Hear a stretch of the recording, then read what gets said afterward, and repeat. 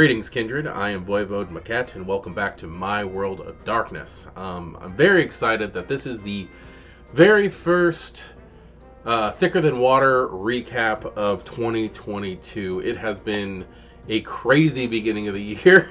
We're only 5 days into it, and we actually haven't had our first game session of the new year yet, technically. This recap is actually going to cover the last two games that we had, due to the fact that I just haven't had a chance, and we also ended up having an unexpected game that occurred, which I guess I'll let you know what happened there first. We had game, and I kind of expected to not be having game again until this upcoming Friday. So it's Wednesday now, so in 2 days I kind of expected that.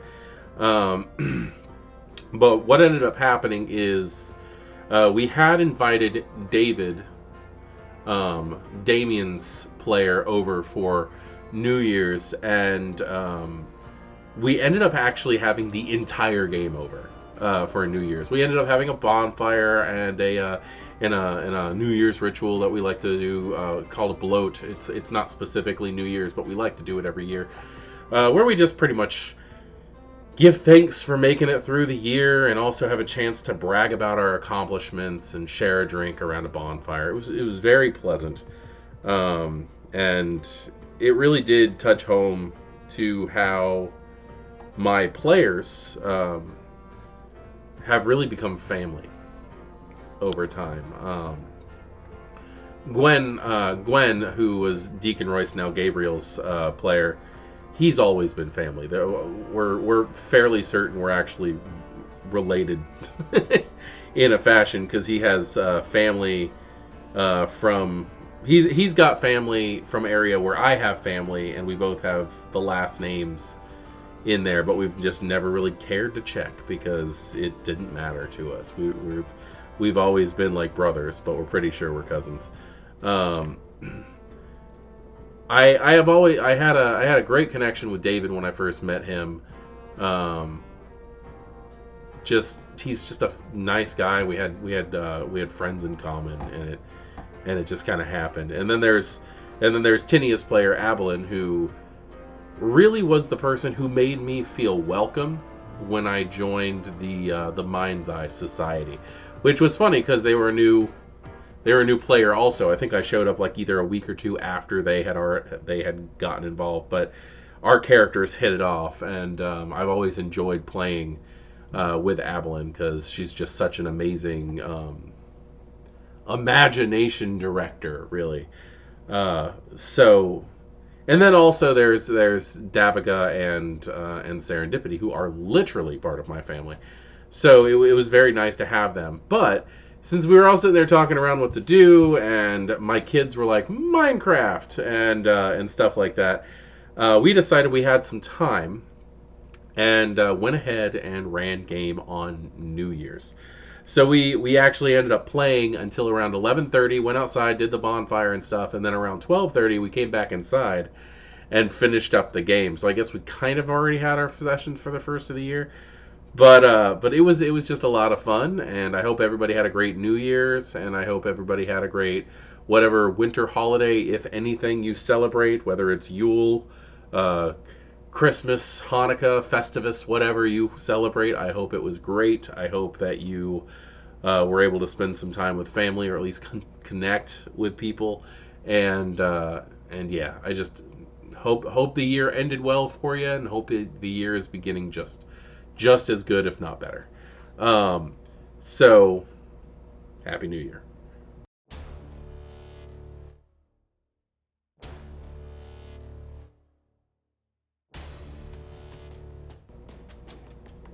That being said, let's go ahead and hop into what's going on.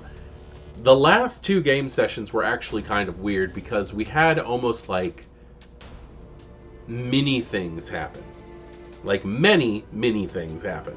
The first game session that I'm going to talk about was actually split into 2 nights. And then the next game session was also split into 2 nights. And we had decided also that our New Year's game session was going to be Christmas. So, which I do plan on running a New Year's Eve game session this upcoming week. So there's just so much going on.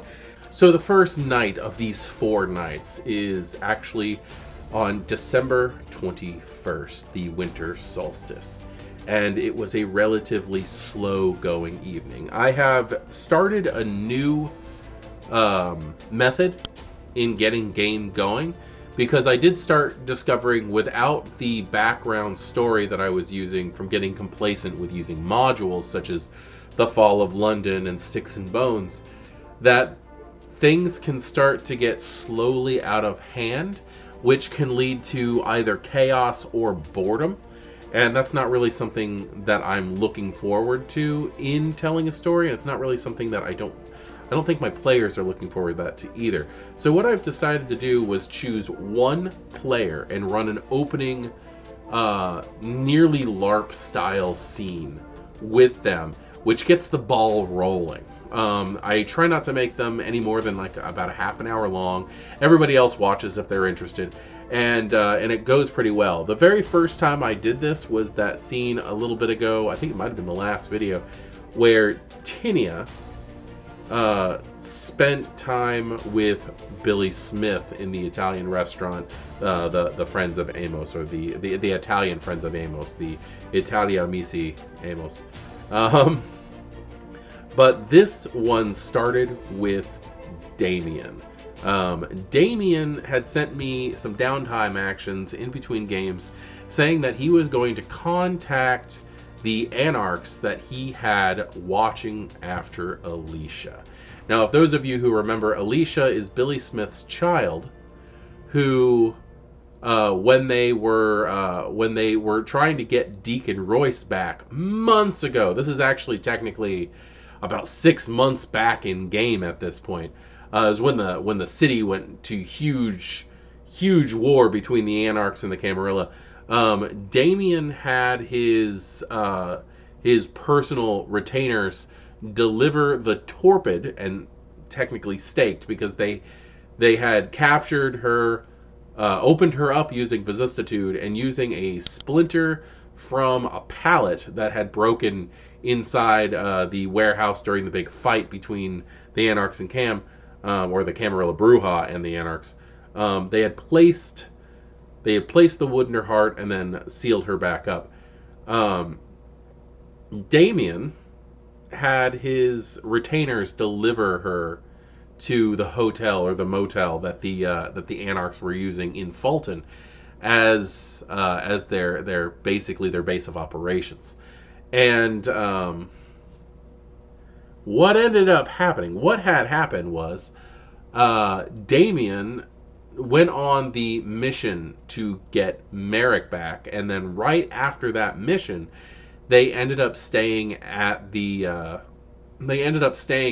Cult of Mithros's Mithrium, the chapter house, and leaving Alicia at the hotel. He said that he was checking in on the anarchs who he had left in charge, but the fact is, I had checked all of my notes, I had checked all of his downtime actions, and not once did he even tell them that Alicia was there.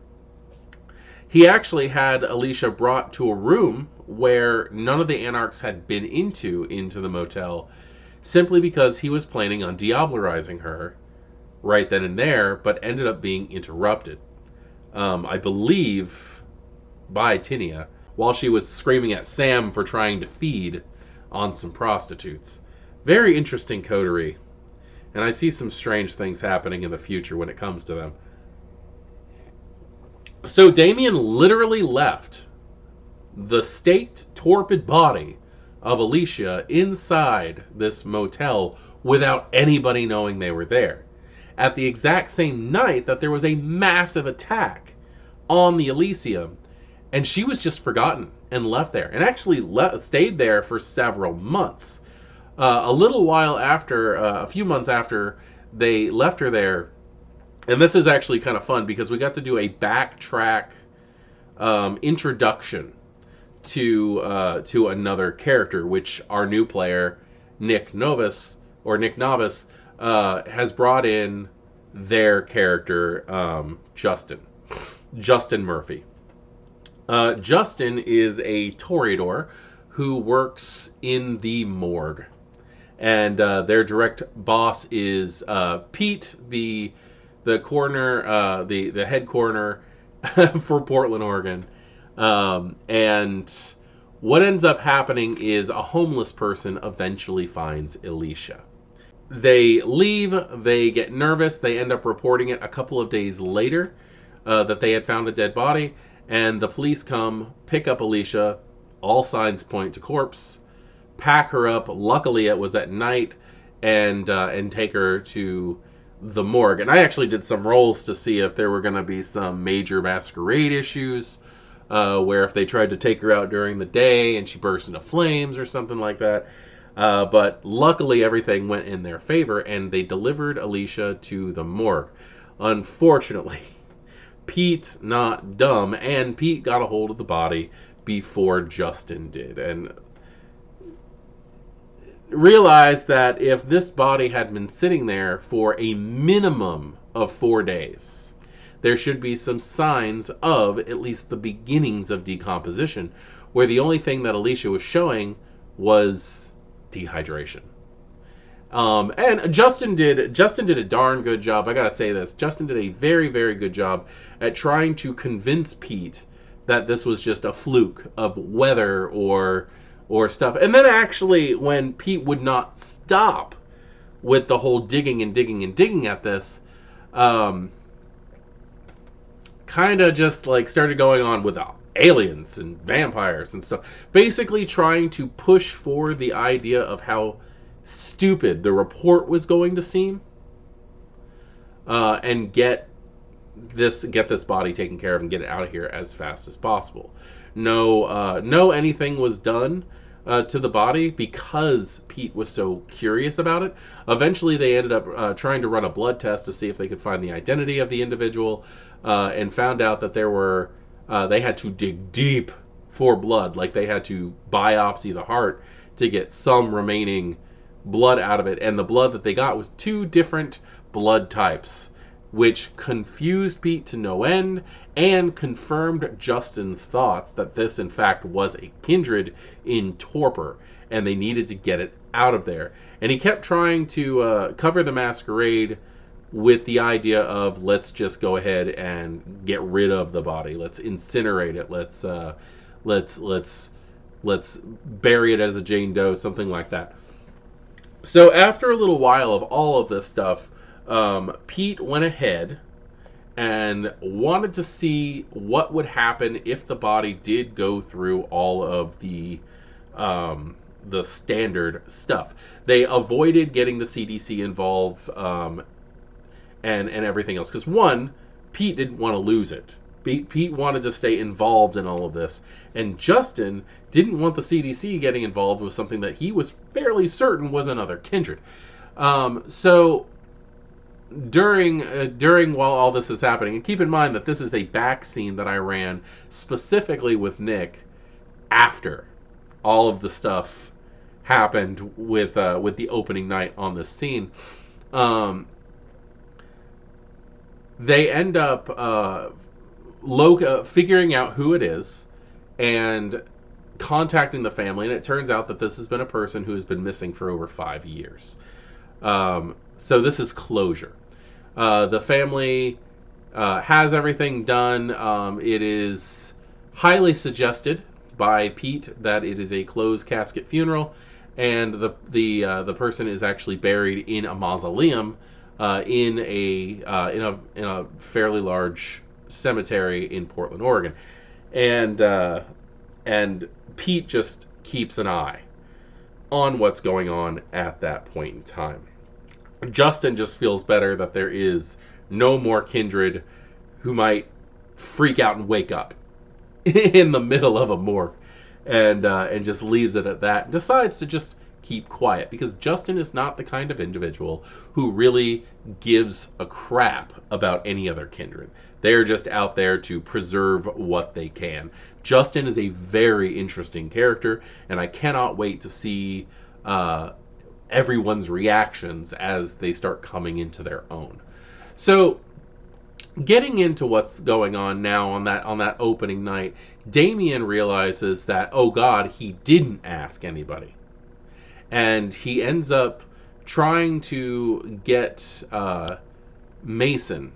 He tries to get Mason to help him work on things. But the thing is that Mason doesn't know that this Axel character is Damien. He does not know that he's doing that. He thinks his friend is dead. And he's now working, this Axel, hanging out with this anarch coterie, is now working for the prince as one of his personal bodyguards. And when he goes up to the deputy of the city, which happens to be his good friend Mason, and starts talking about what's going on, it leads them on a wild goose chase to try to figure out what exactly is going on with Alicia, because there is now a missing body going on in the city. Mason freaks out when he finds out that Damien is still alive, because eventually that does come out, and he just leaves. At that point, he literally just says, I'm done with this, and washes his hand with it and leaves. We get to Dawn at that point, who is trying to find people subtly, but not trying to let them know that she's trying to obfuscate her way back into the group, because the last time they saw her was at the chop shop yard of Gabriel, and they had all attacked her due to the interaction that they had with what they are now assuming to be Faye, off of Jonathan Harker's information. Now, as she's wandering around, she gets this inner feeling that somebody is in fact watching her, that something is going on, and that somebody has their eyes on her. So she is trying to zigzag all over the place and stay out of the way, which leads to a pretty interesting occurrence as Damien, who's still trying to figure out what's going on with Alicia, ends up in the same part of town, the Pearl District, as Dawn.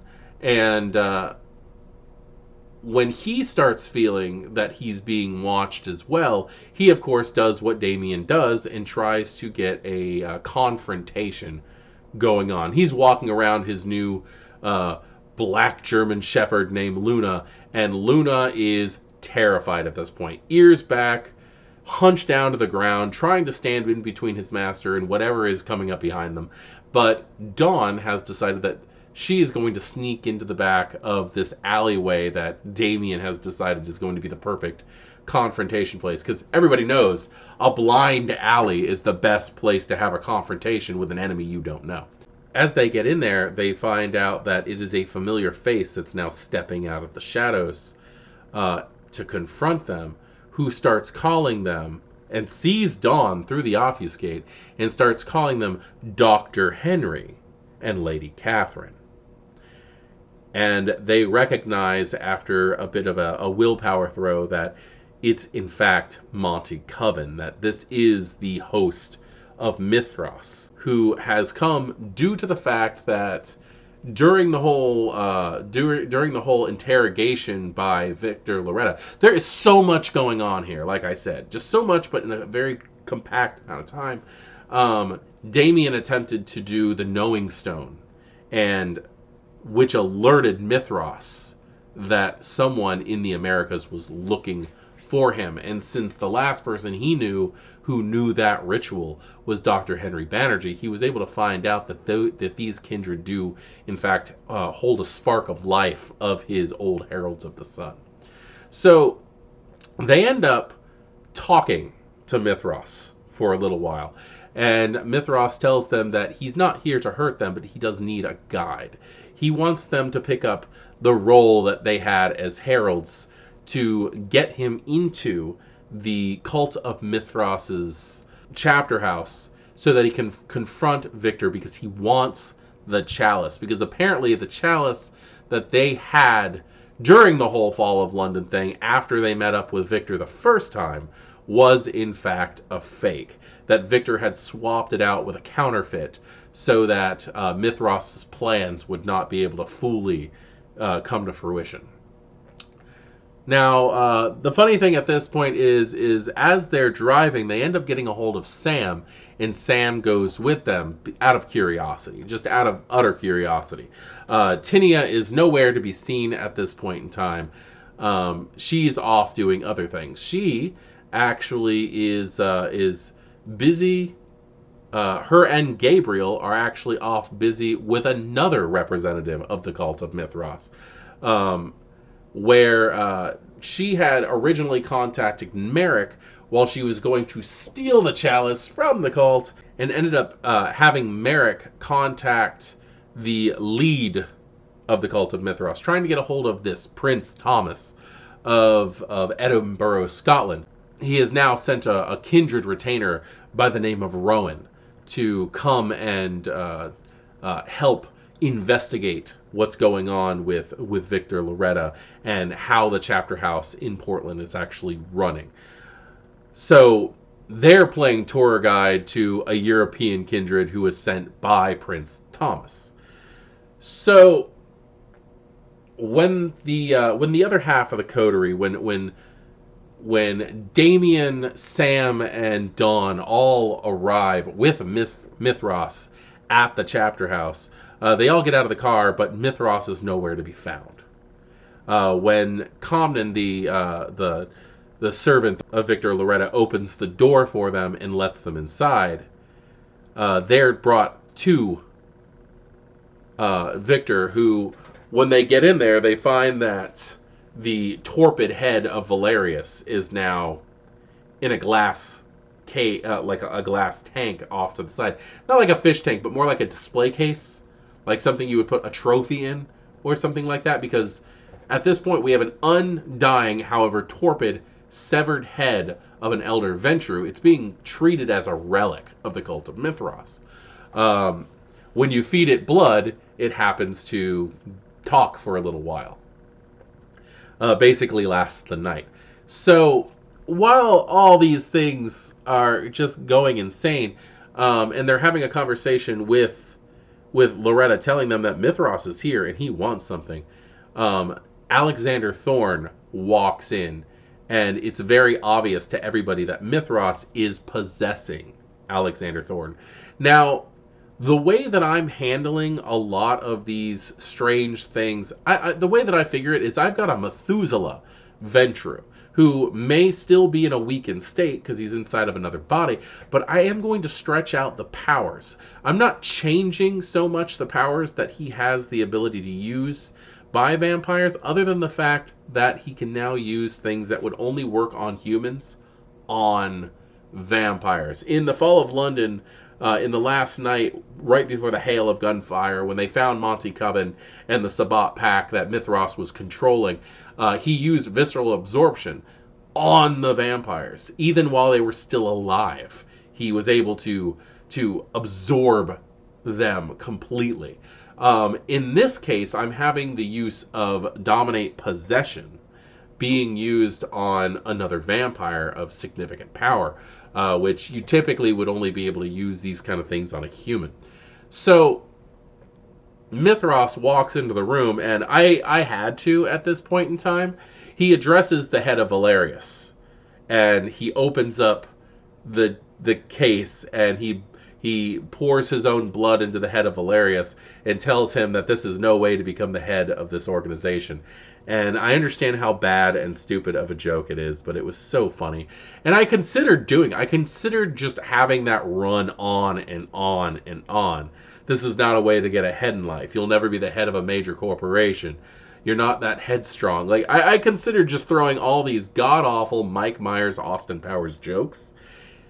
But it's Mithras. I didn't want to give him too corny. And seriously, the one joke he made all the kindred in the room, the player characters and the NPCs, that much uncomfortable because Mithras was so assured of his powers that he's joking.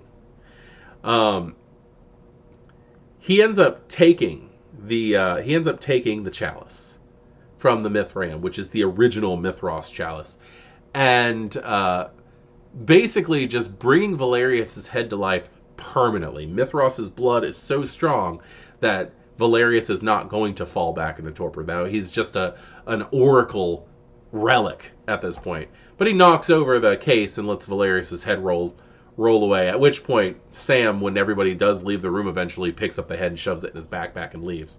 So now Sam has the severed head of Valerius. While all this is going on, Mithras, being the elder, who loves a challenge, has decided that his enemies are not quite ready yet. And he does take what he has and just abandons. He walks out of the room, down the stairs, and then the Kindred hear a body tumble to the floor. And it's Alexander Thorne, who has given the chalice to Mithras and then just lost. He just lost himself and collapsed. Alexander Thorne at this point is just going through this haze of I was chosen. Mithras has come to me. And he's not wrong at that point. Alexander Thorne was chosen to be a vessel of Mithras for a time. And after Mithras disappears and Victor and Comden just vanish from all that, realizing that the things that they're planning on doing have been compromised due to the fact that not only has Mithras proven to still be alive in 2021, but he at least was in the United States, and he now has all of his items. So whether or not this becomes a major thread in Thicker Than Water is yet to be seen. It really depends on what the characters decide to do with this information. But with the overarching storyline, the plot line that's going on in this game, there is a major Second Inquisition, which some vampires are actually helping out with, fight against Mithras, this unholy god of the Kindred. Damien ends up taking Thorne, throwing him in his car, and then getting him a room at the Benson Hotel and making sure that he's okay. So that was the end of that night, with the Kindred basically going about their way and trying to figure out what exactly they are going to do. The next night, when Alexander Thorne wakes up and Damien had actually stayed with him the entire night, they discuss very little. It's very much of a, I have to go, why did you take me from my home? I was chosen kind of thing. And he ran off, and Damien went and did his job. While he was there, however, he does run into Mason again, who, being the loyal friend that Mason really is, came over with an envelope with a bunch of information that he was able to dig up on Alicia, finding out that not only was Alicia found, turned into the morgue, kept for a while, and then given back over to the family and had a full funeral, they were able to track down where Alicia was buried. So this is what's going on right now as they are doing that. But while they're having this conversation, they're being followed and don't realize it, and it is Justin Murphy being introduced to the game for the very first time, as Justin is now following Mason and the presumed Axel, Damien. While this is all going on, Serendipity had to go to bed. She was not doing well for the evening. She's not sick, just exhausted because of just holiday festivities has been going crazy. So I'm sorry, Serendipity is out of the game. No more Dawn this session. And since Abilene and also Gwen are not there that night, it is literally just a game going on between Sam, Damien, and Justin, which I was absolutely fine with because I got to spend more time specifically on those characters. While Justin is following Mason and Damien, Sam is on the other side of town, and he finds, and this is again, everything happens in the Pearl District in this place. He finds a restaurant that's just opened up that has no sign on the outside, that does seem rather extravagant. Long velvet curtains that surround the tables for privacy, and just basically booths, just all booths. He does see a Kindred that he recognizes from Elysium inside the restaurant, acting as almost a host. But he doesn't see any of the patrons due to the fact that all of the booths in the restaurant are completely covered by these long, thick velvet curtains. And he's seen by that Kindred who, waves to him. And he kind of waves back, but then leaves and does a full background check and tries to find out what's going on with this guy, and finds that this guy is named John Barnes. He used to live in Florida. He primarily works in like pet shops and art stores. And that's pretty much all he could find. This guy pretty much has a clean record, except for a little bit of a shoplifting thing when he was a younger kid. With all that going on, eventually Sam decides that he's going to go in and try to figure out what is going on. John willingly welcomes the guy, has him sit down in a waiting area, and hands him a menu that literally just has a bunch of names and professions and pictures of people. This is a Kindred restaurant. I got this idea from Name Above and their amazing story of strawberry syrup. It's such a good story. It is on our community page on here. I put the whole thing down with the author's permission and also acknowledgement of who wrote it. Check it out. It is such an amazing story. But when Sam gets there, he is able to choose a human with the background that he's interested in to have companionship and, if he wants to, feed from. This is a strict money-only business. It does not allow boons. It does not allow trades or anything like that. It is strictly cash only, which is very strange in the Kindred world. Sam ends up having a wonderful time getting the companionship of this woman who is a grad student at Allen Prescott University. I don't know if there is an Allen Prescott University. I chose that name because it was the name of a character in our game years ago. Like before this iteration of Thicker Than Water, we had a Toreador elder by the name of Allen Prescott who had a lot of power in the city, and I chose to immortalize that character with that college. So Sam ends up talking about nanotechnology and bioengineering with this woman and just enjoying things so much, where she eats and just has a straight conversation. And Sam realizes that the Camarilla may have something to offer that the Anarchs don't, which really screws with his head. As he comes out of the curtain, dinner is over, and they say their goodbyes. Sam did not feed off the young lady because he can now come back sooner to get food from her, to feed from her, to get companionship from her, due to the fact that she had not been fed from, as long as nobody else feeds from her, and comes face to face with Anna Roma.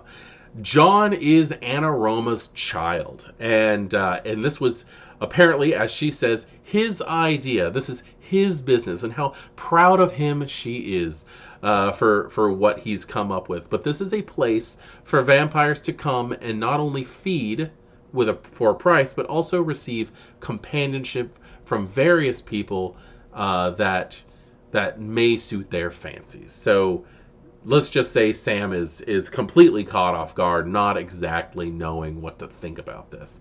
And Sam realizes that the places he's seen John on several occasions was the Elysium, where he was typically just sitting in the back with a sketch pad, just not paying attention to the actual politics that are going on. So while Sam is having this wonderful interaction with this beautiful woman and spending time at this new Kindred restaurant, Damien and Mason have realized that they're being followed by this person. And the way that I see it, if you're going to have a successful game, you kind of have to take the idea that that DC Comics has with a lot of their characters. Your NPCs, your SPCs or whatever can be very, very smart, but you need to have a level of naivety about your characters. You need to have an over-trusting sense about your characters. If you're going to have your player characters survive in some worlds. And we're talking my chronicle here. We're talking the Molotov chucking, car blowing up, attempted diablerie characters that we have in my game, which in the older version of Thicker Than Water, where I ran things more close to the way I think the World of Darkness should work, these characters would be dead 10 times over by now. But I'm trying to let these characters have fun. The players are having fun. I want these characters to survive as long as they can to reach whatever next level of the story. So there needs to be a level of trust that the NPCs have that in reality they should not. So when they realize that they're being followed by Justin, Mason doesn't instantly turn around and attack as he should, because Justin's listening in on a conversation between things that they don't really want being spread.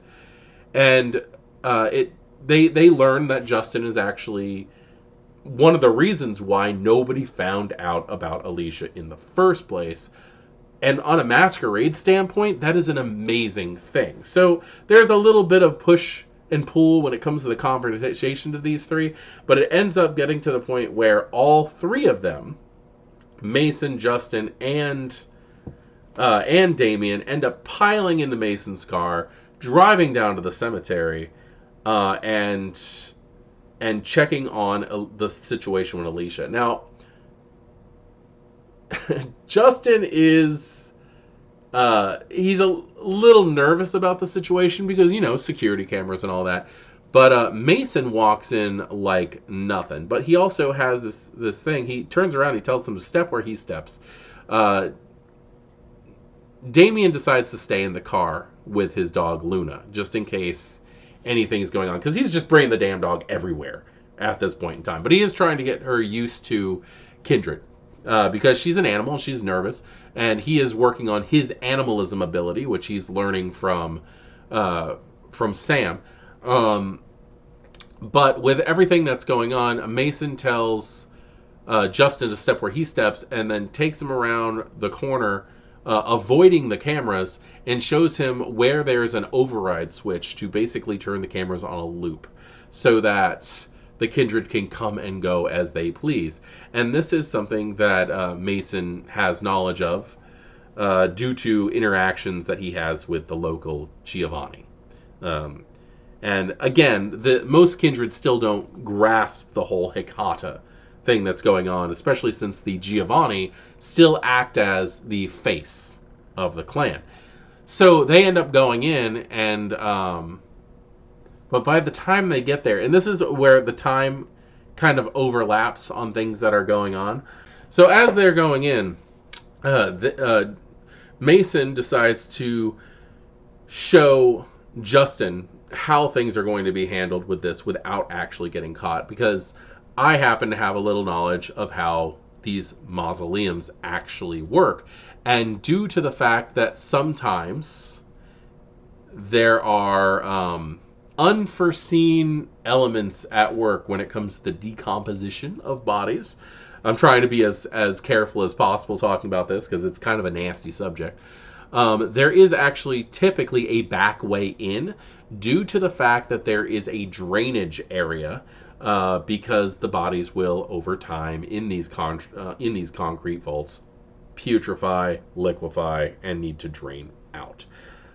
So they go in through the back area, and when they find where Alicia is by checking the numbers of checking the serial numbers of the graves, they are able to pop it open and look and find that someone has actually already come in and busted through the front and taken Alicia out of there.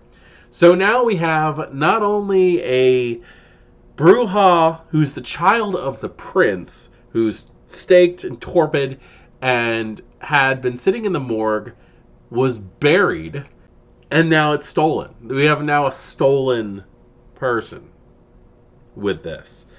Scott Dunsern ends up showing up and showing them that someone had tampered with the video and all that before everything happened. When the video came back on, it was just a pile of rubble, and it does definitely show by looking how the rubble fell. It does look like somebody actually beat in the mausoleum from the front, with rocks coming in through. So there's no rocks on the outside, so she didn't just suddenly wake up and beat her way out.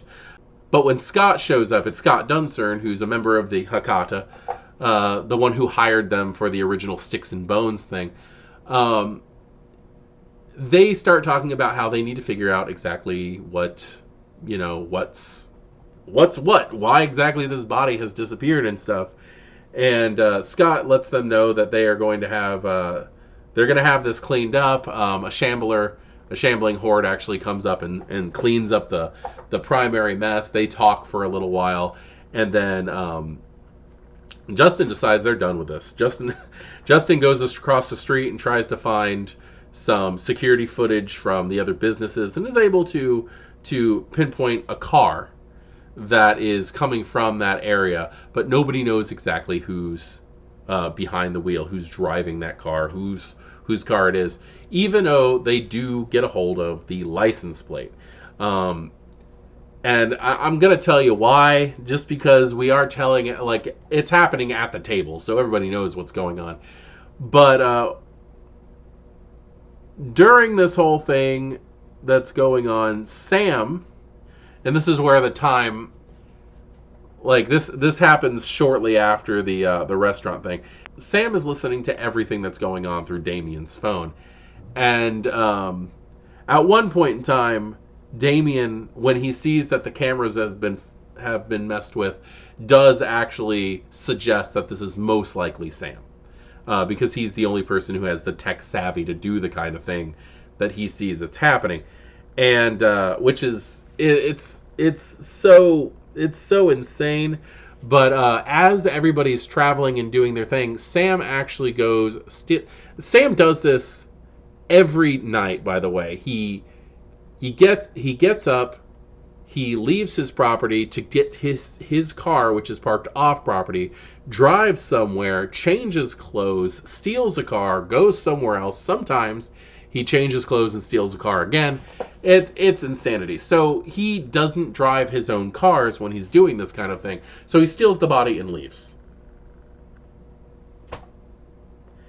So that's actually the end of that game session. And this is still technically the first game session out of the two that was going on. But it was just such an insane thought that he took this body just to be Sam, like, just to do what Sam does, which is just to be a jerk. And it's so funny because we're trying to get to the end of this whole thing. Next, so then on New Year's Eve we ended up having this game session. The first night happens on the 23rd of December, and on the 23rd of December we have some very interesting developments. Sam had set Alicia's corpse, her torpid form, I guess, up in a burner apartment. He basically has apartments that are owned through aliases of his, because he is a master of the mask background. He's a cobbler, and he's set it up so that he has safe houses all over the place, various havens, which, seriously, if a vampire only has one haven, what is wrong with you? But he set her up so that she's in the bed of this apartment, this cheap place, yet again, in the Pearl District. She's in the bed with a cell phone and a Molotov cocktail taped together on her. So he has the ability to destroy the evidence. What he did to Damien's phone while Damien was in the police car, back with the three-face killer situation where he can make the battery overheat and explode.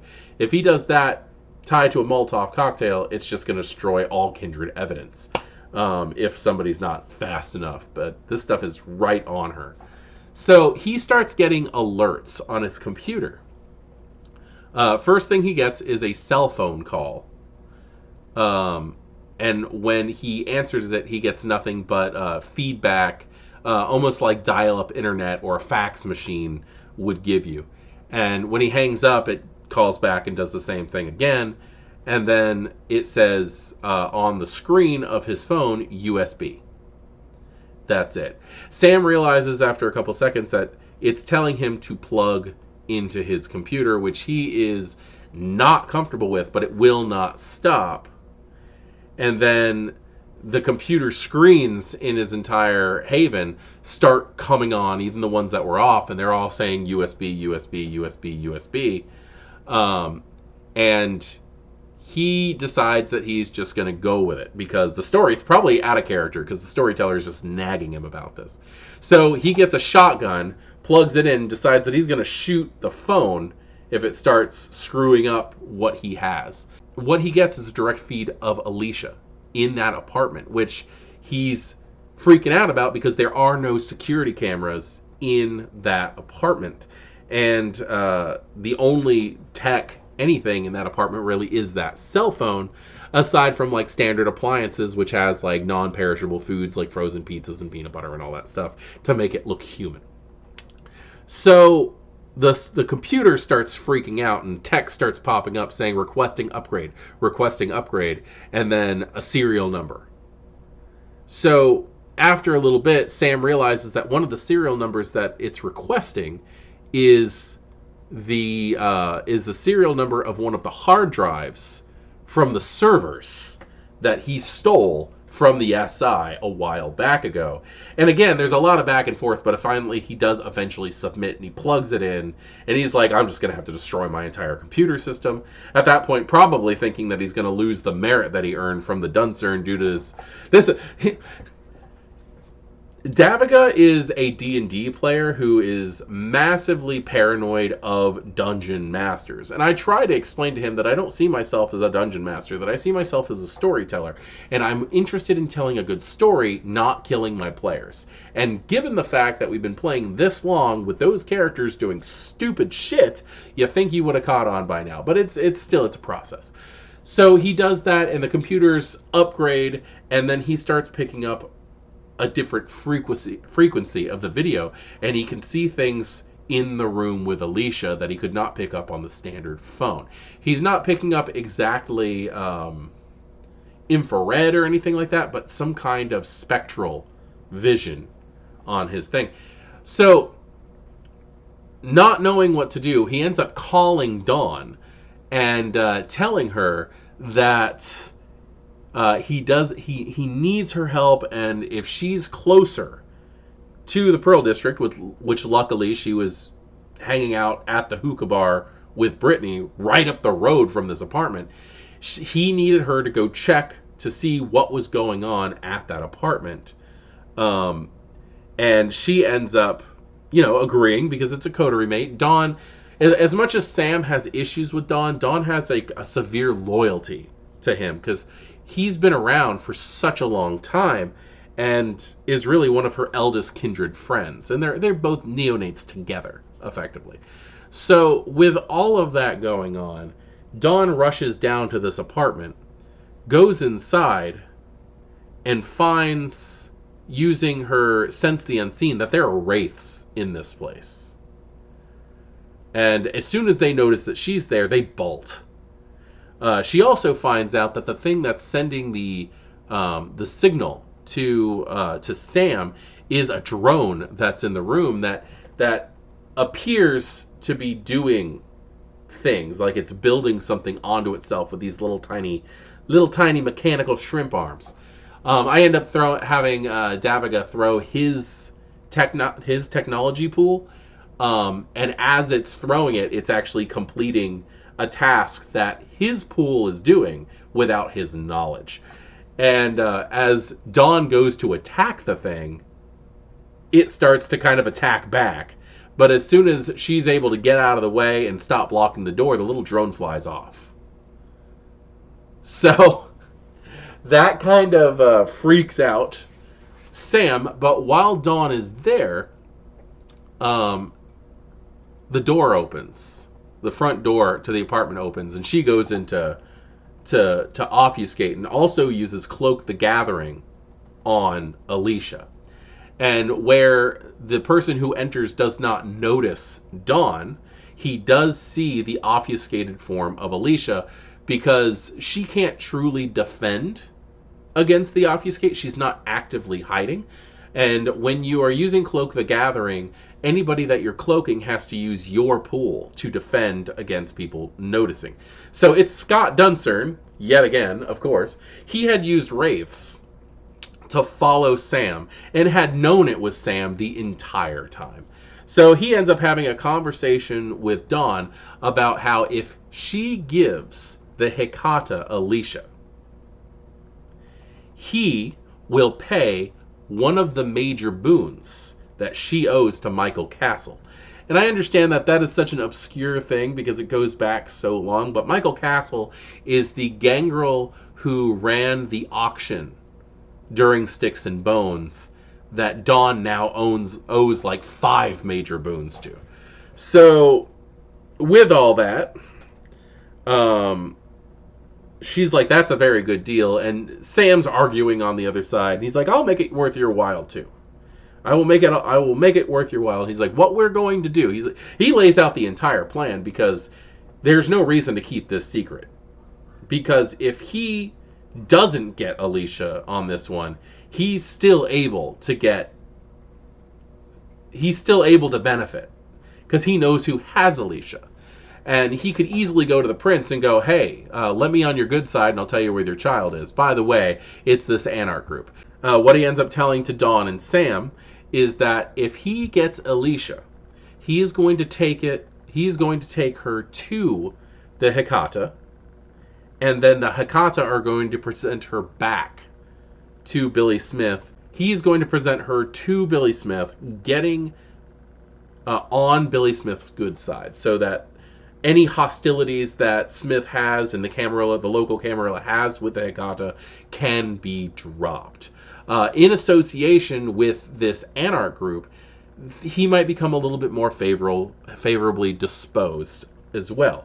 If they decided to not give him Alicia, he was just going to tell Billy Smith where she was, or at least who has her, and things would go really good for the Hecata and really bad for the Anarch coterie. So they go ahead and they agree. But at this point in time, another Hecata walks in, which it's the coroner. It's Justin's boss. It's Pete. Pete had been investigating this entire thing, and a couple of nights ago, the Hecata found out that he was involved with this whole situation and realized that there was really no way to get him out of this. It had literally been months and months of research into the condition that Alicia was had. No amount of Dominate was going to help. And what they ended up doing was bringing him into the fold because he was such a useful and knowledgeable member of the community that he would make a good Hecata. So now Pete is a Hecata, and Justin's boss also. It's kind of crazy, but he has a good rapport with speaking with Wraiths, and he ends up having a Wraith possess Alicia, riding Alicia, and walking out of there. It's so much better to do that than to roll a body up in a blanket and hope to God nobody sees you. So Pete is already very suspicious towards Dawn because he's seen her in the videotapes while she was obfuscated before she got Ghost in the Machine. So that is what happened. And they were told that if they wanted, they could be there when they gave him back. Now, at that point in time, we switched to the next night, which is Christmas Eve. And this is getting to be a long video, and I apologize. I will do my best to trim this down, and I hope it works well for you. But what ends up happening is, the very beginning of the night, Sam and Dawn get invitations to go to the Elysium with the Hecata. Dawn just goes as herself. And Sam disguises himself as another individual and basically just goes in and claims to be Hecata or claims to be Giovanni. When they arrive, they're brought to basically a waiting room by Anaroma because she's let in on the secret of the Hecata representing Alicia. She doesn't have the details, but they did let the Harpy know exactly what was going on so that she could make it more dramatic. At this point in time, due to the fact that it is a formal Elysium and everybody is invited, Rowan, the kindred that Tinia and Gabriel have been basically acting as guides for, decides that this is the best time to go in and speak to the prince about the cult of Mithras, or at least to introduce himself, and they all end up going as well. Considering the fact that none of them have blood hunts on each other, in fact, the only blood hunt that's still active is James Merrick's blood hunt, they end up going to the Elysium. Damien's working and is watching all this happening, but when everybody arrives at the Elysium, they find that it's a massive Christmas party. There's a huge Christmas tree. There are presents everywhere. There's garlands on the walls. There's Kindred kissing under mistletoes. It looks like an office Christmas party or a very extravagant family Christmas. And as everything's going on, Tinia is just not able to handle how humane her broodmate seems. She's never seen him like this, but she never really took the time to get to know him because they didn't quite get along. And now he's helping out cooking at a restaurant. He's throwing Christmas parties. He's being polite to the Kindred. He's being polite to the Anarchs for the whole thing. They're also very concerned the fact that there's no chantry being put in as he promised. There are signs that there are maybe one or two Tremere in the city more, but they don't really have a place to congregate. And just Tinia's not really handling all of this stuff very well. You can actually, it's very interesting to watch Abilene play at that point because she does, like, you can see the gears turning in her head whenever she has to interact with Billy Smith and him acting in ways that she wouldn't understand. Billy Smith at that point gives everybody who's in attendance Christmas gifts. All of the female Kindred, anybody who identifies as a female Kindred gets a beautiful diamond necklace. Anybody who identifies as a male Kindred gets a watch, and anybody who does not have any significant one way or the other, or identifies as whatever, gets something else that they would have wanted. It does seem like he put not only money but thought into these gifts, but also tried to make it so that everybody pretty much got around the same thing. And then after the Kindred open up their gifts, the ghouls get gifts. Some of them get houses. Some of them get cars. It's really ridiculous. Like, he's treating everybody so well, and it's really, really pissing off Tinia. It's so easy to see. It's so funny.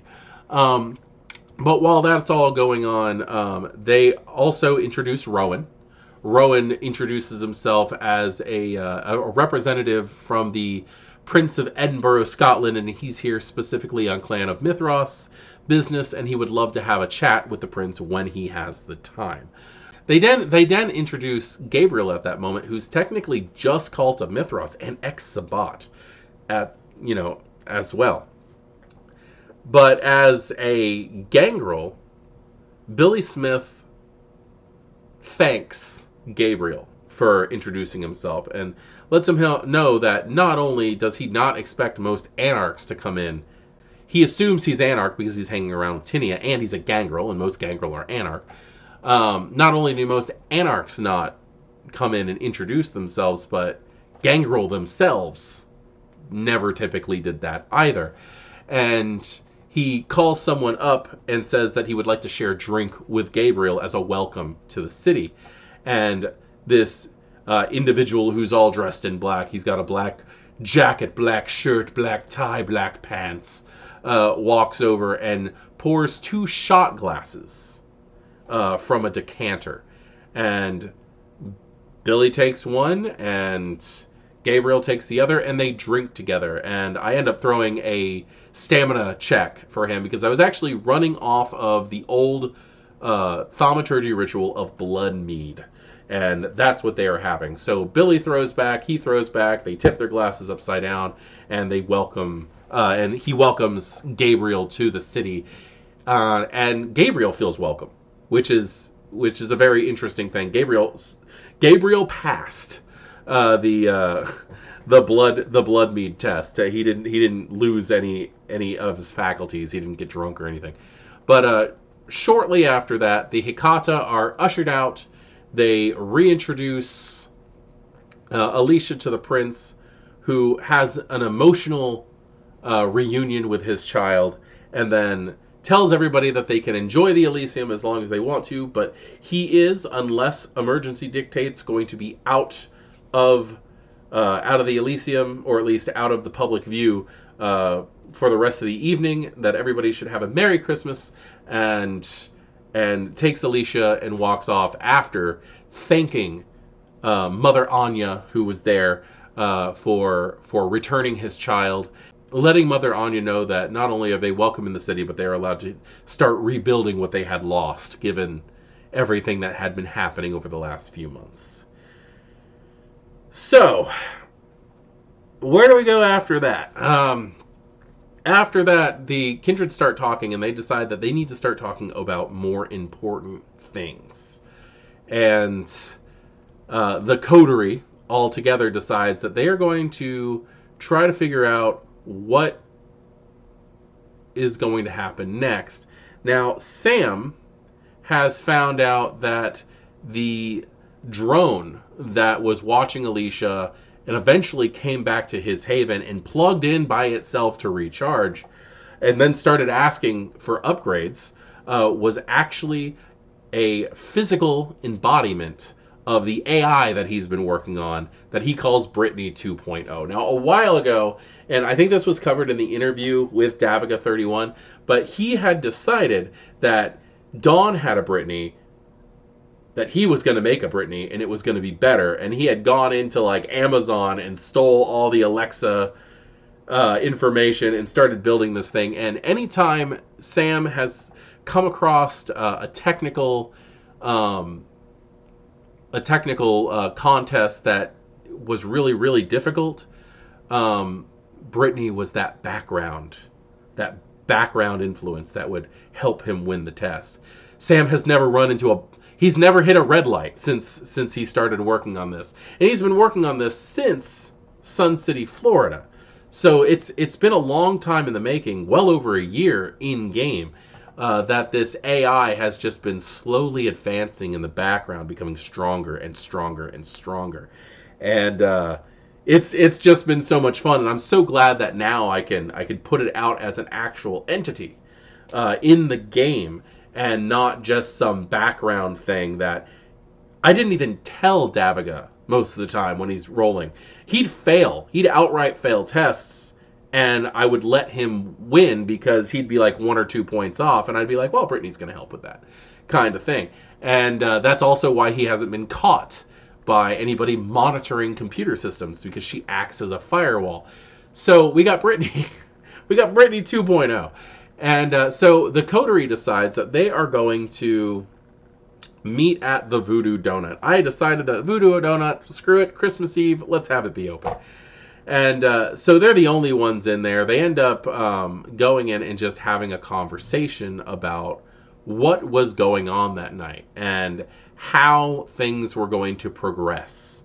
Not too long after that, we did end up having a bit of a character meltdown as Justin walks in, because Justin, wandering around, sees the coterie through the window at the Voodoo Donut and goes, oh, well, there's the coterie that's always causing problems. I see they saw Axel and decided, I'm just going to go in there and figure out what this, numbskull's up to today.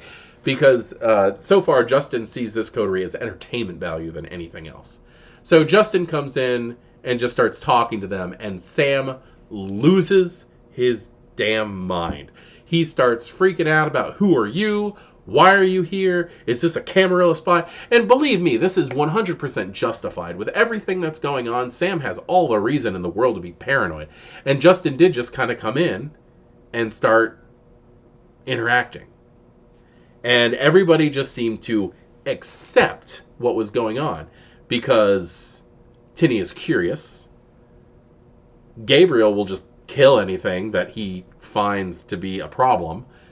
Dawn wants to see what's going to burn now next, so if somebody else comes in, I mean, there's that. And Damien already has interacted with Justin, so there's not that much of a clash on that side.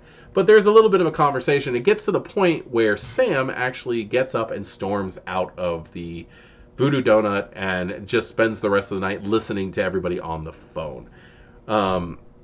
Conversation was just more jovial and more interesting and getting to know each other during that situation until Scott Duncern walks in and starts turning it just starts turning into a very interesting thing. Scott likes this coterie.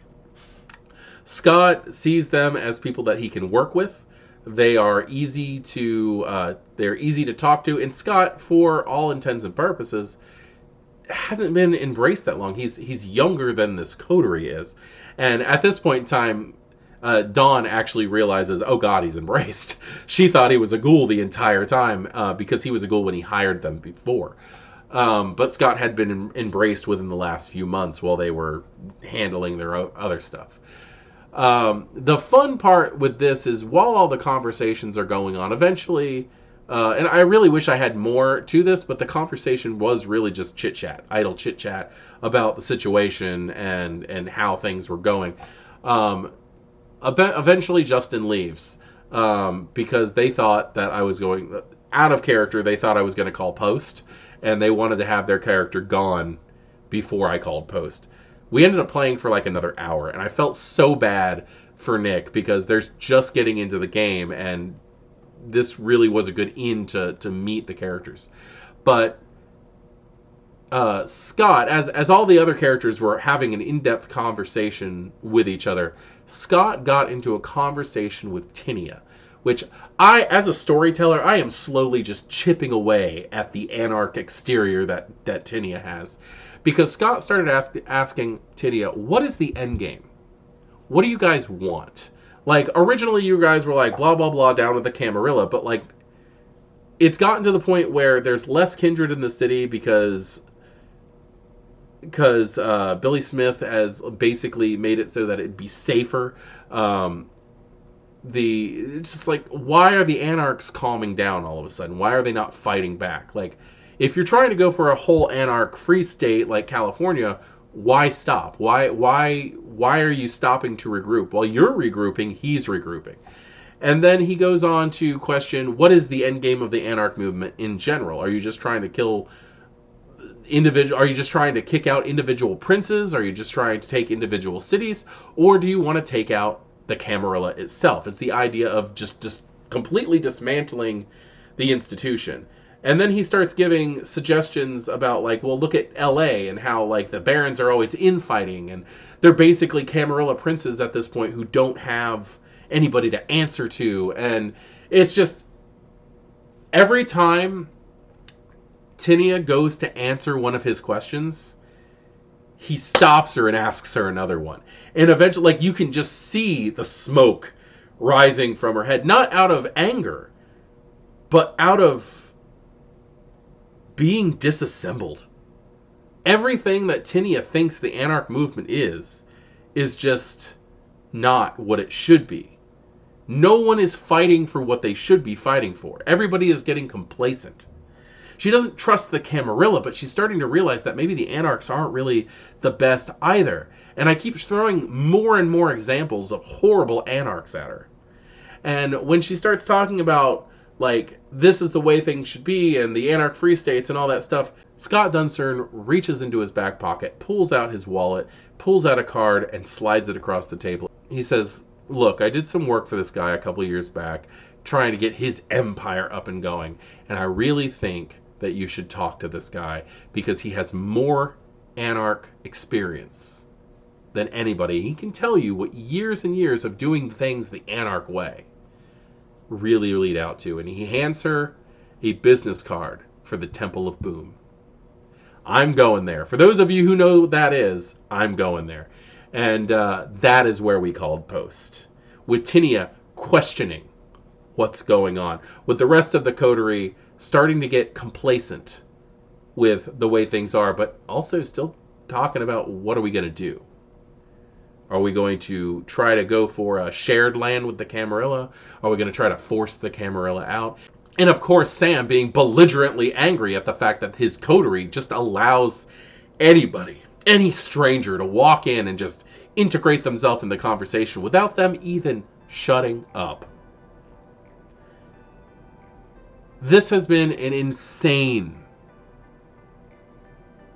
insane few stories, a couple of stories, and I cannot wait for more because I've got ideas. I've got so many fun ideas of things that I want to throw at these players, and I'm actually trying to hit the brakes a little bit to let them deal with something, you know, to not just pile more and more and more on them, to actually let them handle things and actually get into the idea of a story arc again, so we can get back into the way that we were doing things. I'm very happy with this whole like introduction scene that I'm doing, where I just choose one player and go with it. I do plan on running this this Vampire the Masquerade plotline next game. So next game is actually going to be set on New Year's Eve. This interesting module from Renegade is really well written. I think it'll be a fun one-shot kind of storyline. And I'm looking forward through it. I read through it, and it's a really good story. And I've also heard some great feedback from other people who ran it. So the next recap we do will actually be us handling this story. I am Voivode Maquette. This is my world of darkness, and it is getting ridiculous. I hope you guys are all enjoying this. I'm sorry everything's so chaotic and stuff. I've got to do a little bit of reshuffling around when it comes to my cinematics and my graphics and stuff. So I hope this isn't too boring. I hope you guys are more interested in the story and can keep up with things with the way that I'm telling it. Because seriously, I just told you 2 sessions worth of game that takes place over 4 nights that led up to Christmas. And I'm lost. My mind is just boggled. I actually do record the sound, at least, of everything that happens in my games. And the fact is, this one specifically was like over 10 hours of audio recording for the game. And oh my gosh, it's so much. I really, really want to start fully doing visual filming and not doing recaps, but actually just giving you guys the game. But I don't have the equipment to do that kind of stuff, and it's sad. But anyway, I already did my outro and everything. I am Voivode Maquette. This is my world of darkness, and thank you for joining me in this thicker than water Chronicles of Portland, Oregon recap, first of the new year, 2022. Thank you for joining me. Happy New Year. Good evening.